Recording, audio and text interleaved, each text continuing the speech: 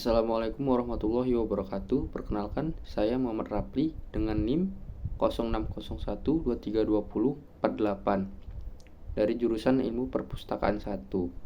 Di video kali ini, saya akan membahas tentang topik kampanye anti korupsi. Apa itu korupsi?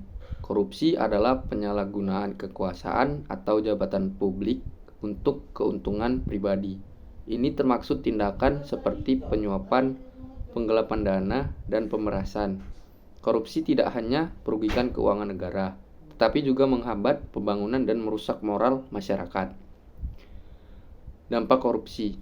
Yang pertama adalah ekonomi, mengurangi investasi, menghambat pertumbuhan ekonomi, dan meningkatkan biaya hidup. Korupsi menyebabkan anggaran negara bocor, sehingga dana yang harus digunakan untuk pembangunan malah disalahgunakan. Yang kedua, sosial, meningkatkan ketidakadilan dan ketimpangan sosial. Korupsi menyebabkan masyarakat kehilangan kepercayaan pada institusi publik dan merasa tidak aman.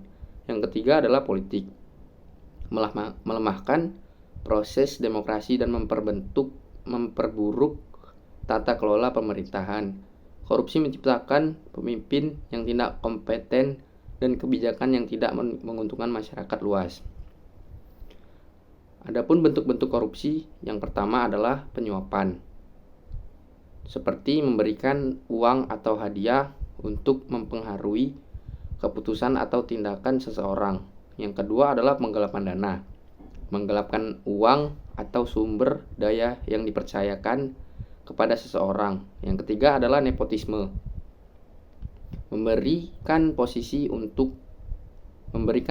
atau keuntungan kepada keluarga atau teman tanpa memandang kualifikasi.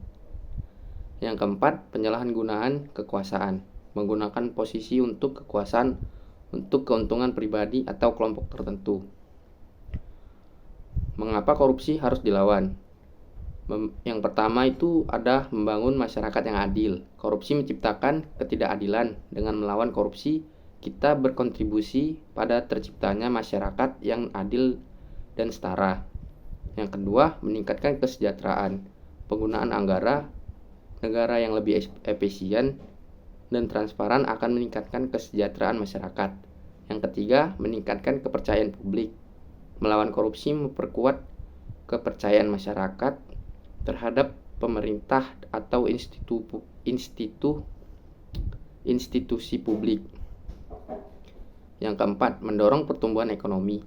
Ekonomi yang bebas dari korupsi cenderung lebih stabil dan berkembang. Bagaimana cara melawan korupsi? Yang pertama, ada pendidikan dan kesadaran. Meningkatkan kesadaran tentang bahaya korupsi melalui pendidikan formal dan non-formal.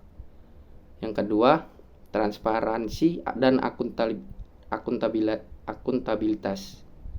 Mendorong transparansi dan pemerintahan dan lembaga-lembaga publik, serta menuntut akuntabilitas dari pejabat-pejabat. Yang ketiga, partisipasi publik. Melibatkan masyarakat dalam pengambilan keputusan dan pengawasan terhadap penggunaan dana publik. Yang keempat adalah penerapan hukum yang tegas, mendukung penegakan hukum yang kuat terhadap pelaku korupsi, termasuk pejabat tinggi.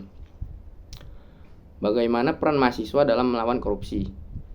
Nah, di sini saya akan menjelaskan 4 peran mahasiswa dalam melawan korupsi. Yang pertama, sebagai agen perubahan, yaitu mahasiswa sebagai generasi muda berperan penting dalam mempromosikan nilai-nilai kejujuran dan integritas. Yang kedua, advokasi dan kampanye, seperti menggelar kampanye anti korupsi di kampus dan masyarakat luas untuk meningkatkan kesadaran. Yang ketiga, pengawasan dan pelaporan, seperti membantu memantau dan melaporkan kasus-kasus korupsi yang terjadi di sekitar.